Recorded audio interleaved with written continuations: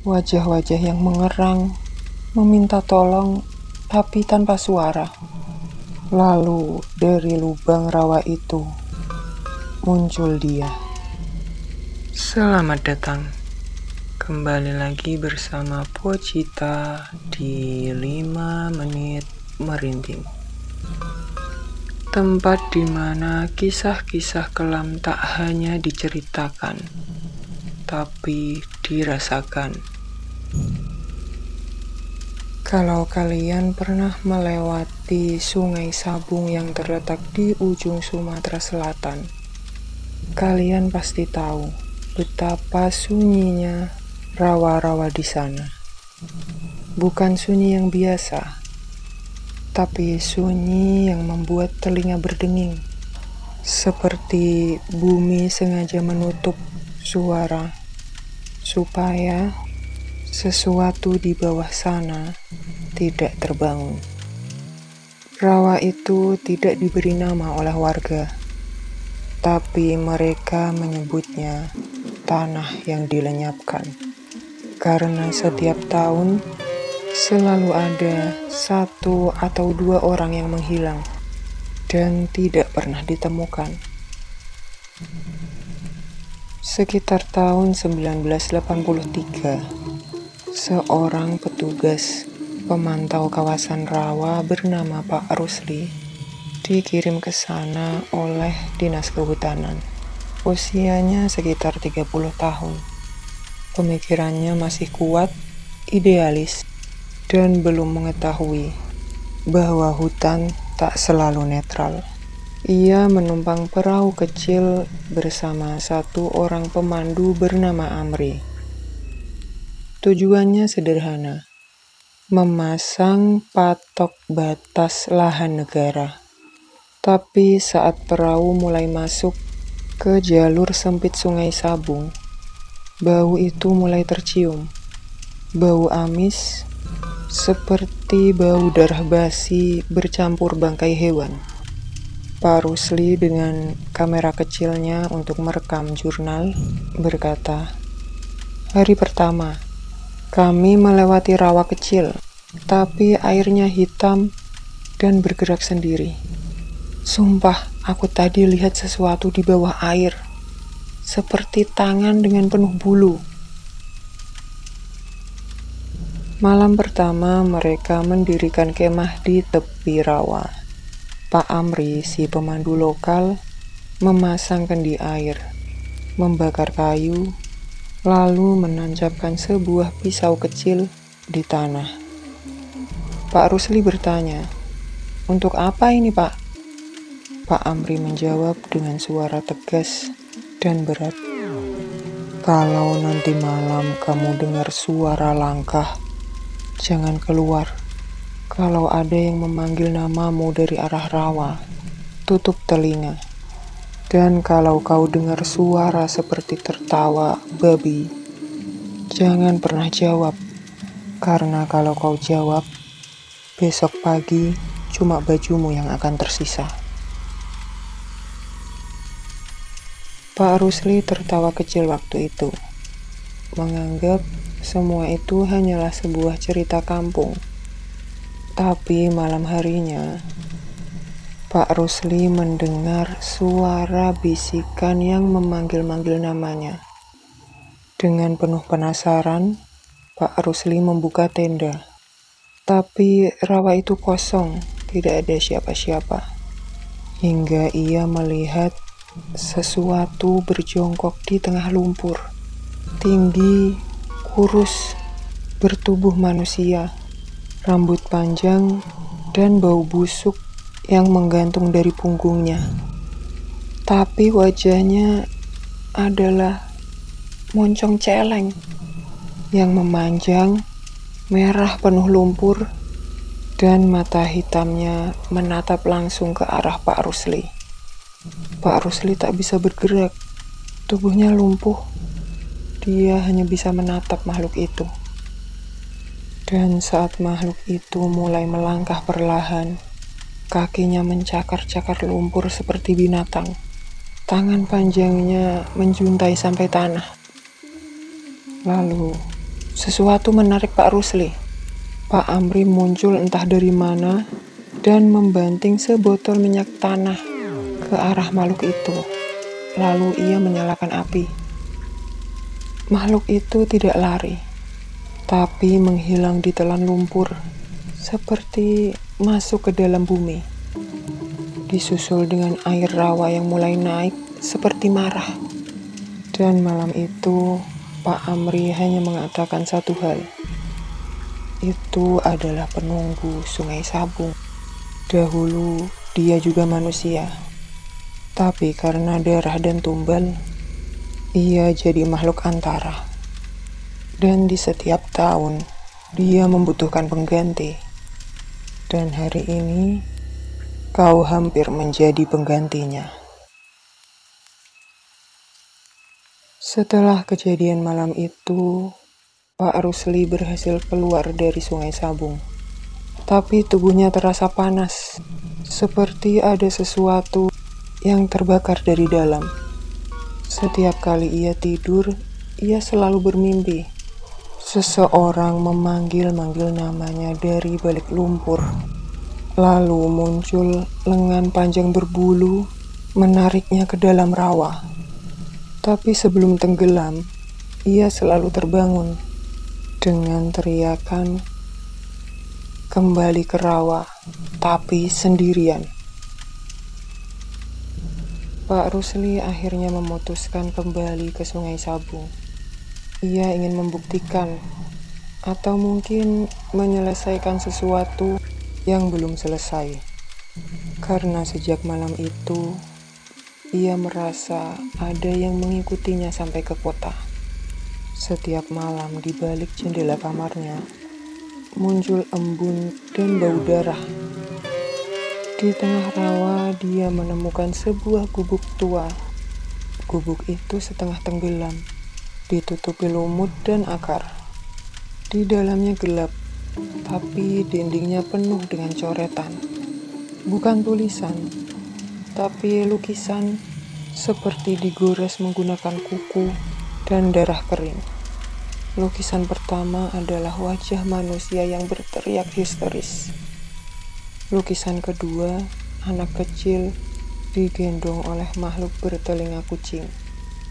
Dan yang terakhir, sosok dengan kepala babi, menunduk dengan banyak tubuh manusia terikat di belakangnya. Di pojok gubuk itu ada sebuah topeng kayu. Tapi itu bukan topeng biasa. Topengnya bisa bergerak sendiri. Darah segar merembes dari dalam matanya. Dan Pak Rusli tak bisa berpaling. Dari luar gubuk, terdengar suara langkah kaki. Tapi bukan seperti langkah manusia. 4 kaki mencakar tanah. Berat sekali. Pak Rusli bersembunyi di balik anyaman dinding.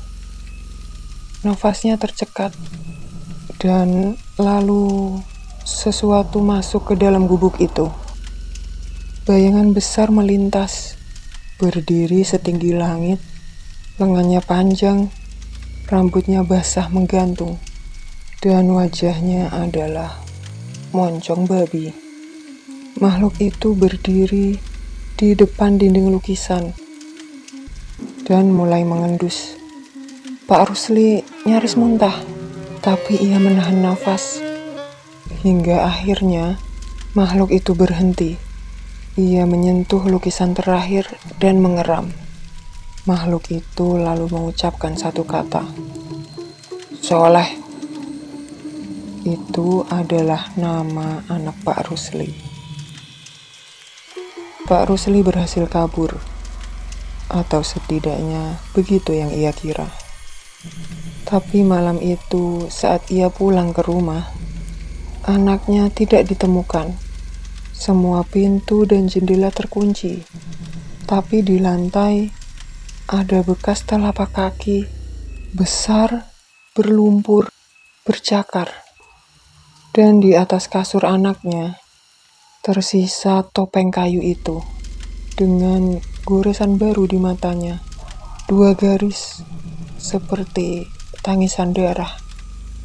Tidak ada yang percaya pada Pak Rusli. Anaknya dinyatakan hilang. Tapi seminggu kemudian, seorang pemancing melihat sesuatu di pinggiran rawa. Sesuatu berjalan dengan dua kaki, menggendong sesuatu. Dan dari jauh terlihat jelas, makhluk itu menggigit kepala anak kecil yang masih hidup. Suara itu mereka bilang masih bisa terdengar saat kau berkemah di sekitar Sungai Sabung. Pagi setelah anak Pak Rusli dinyatakan hilang, ia kembali ke rawa itu. Tapi kali ini bukan untuk menyelidiki. Ia ingin mengakhiri semuanya, entah dengan jawaban atau dengan kematian. Ia membawa botol berisi bensin dan juga korek api. Niatan awalnya jelas, bakar gubuk, bakar topeng, bakar seluruh rawa kalau bisa. Tapi saat perahunya mulai menyentuh tanah rawa, tanah itu sudah berubah.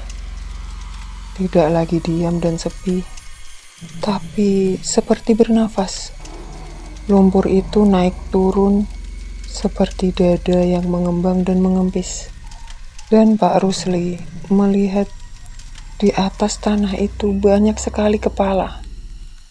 Bukan kepala manusia biasa, tapi kepala-kepala robek, rusak, mata terbalik, rahang patah, menganga menatap langit.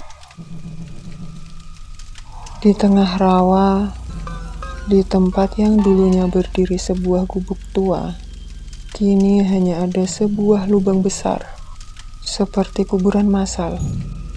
Tapi yang aneh, di sekeliling lubang itu ada lingkaran tulang yang tersusun dengan rapi, seperti sebuah altar.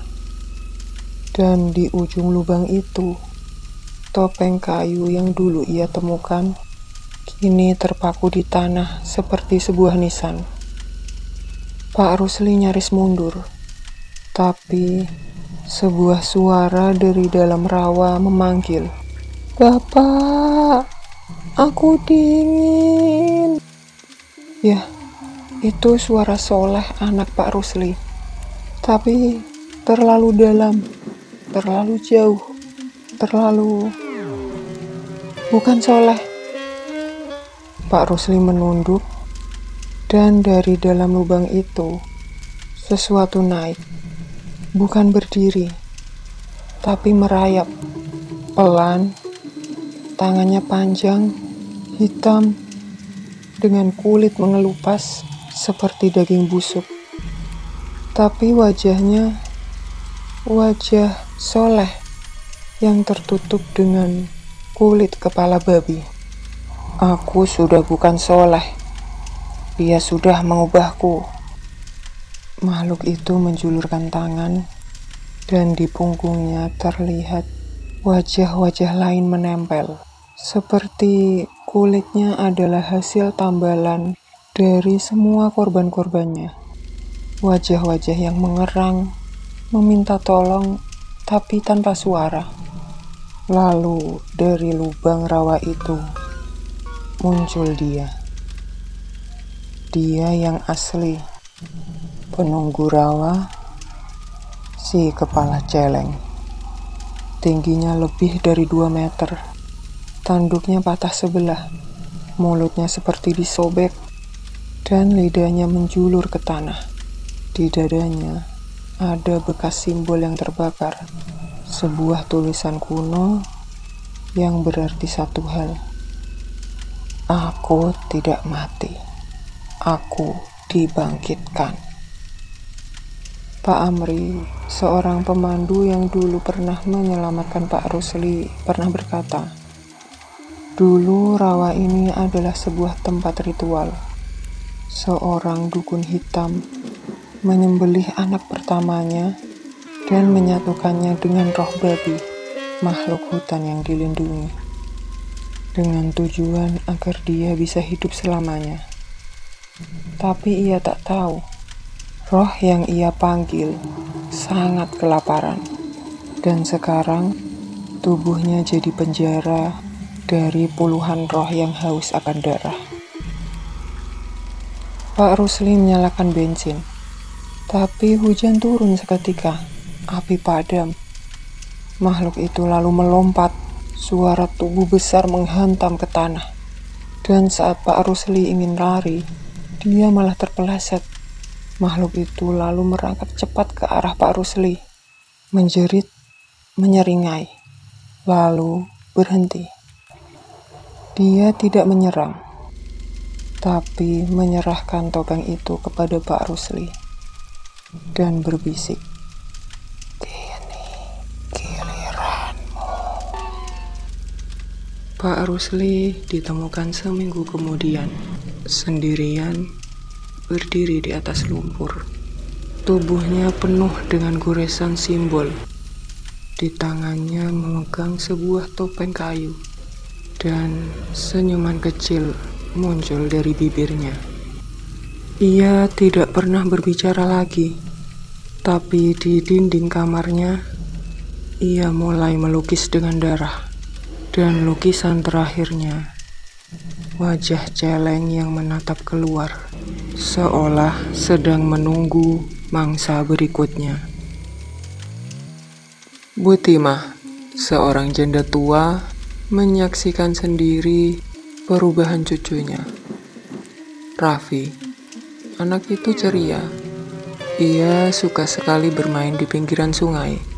Sampai suatu hari, ia menemukan sebuah topeng kayu mengambang di kolam belakang rumah. Dan Raffi, tanpa mengetahui apa-apa, ia memakainya. Sejak saat itu, Raffi berhenti bicara. Tapi setiap malam, terdengar suara dari dalam kamarnya. Suara dengkuran babi dan tawa manusia dewasa. Warga mulai sadar, semua yang menyentuh air dari Sungai Sabung akan berubah. Bahkan binatang pun tak berani meminum air itu. Seekor anjing peliharaan ditemukan mati dengan leher terpelintir. Dan di tanah ada jejak kaki besar dengan cakar panjang. Malam itu, desa terkunci dari semua arah. Kabut begitu tebal, dan dari rawa mereka datang. Makhluk-makhluk kecil, bentuknya seperti anak-anak, tapi wajah mereka kosong, tanpa bola mata, lehernya terluka, dan dari mulutnya tumbuh moncong seperti babi. Mereka berjalan perlahan, lalu mendobrak setiap pintu rumah, mencari orang-orang yang memiliki hubungan darah dengan rawa. Dan ketika mata mereka menatap, wajah akan tumbuh di tubuh penunggu rawa. Seolah tubuh penunggu itu adalah sebuah kanvas, tempat arwah-arwah disatukan dan disiksa. Setelah malam pembantaian, desa itu nyaris kosong. Yang tertinggal hanya tubuh-tubuh tanpa kepala dan orang-orang yang tak bisa lagi berbicara. Lidah mereka hilang, dipotong, tapi tubuh mereka tetap hidup, seolah diminta untuk menjadi saksi selamanya. Satu-satunya yang tersisa dan masih bisa berbicara adalah Butimah. Dan ia tahu bahwa rawa belum selesai. Karena hari ke-17, ia mendengar suara dari dalam sumur. "Kepala ini hanya topeng. Kau belum melihat tubuhku yang sebenarnya. Jika kalian ingin bebas sepenuhnya, bangkitkan aku."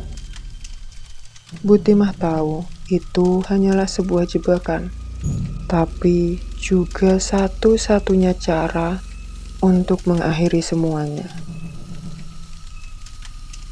Putimah bersama seorang pria bernama Damar yang juga selamat dari serangan malam itu menyusun sebuah ritual pemanggilan tandingan.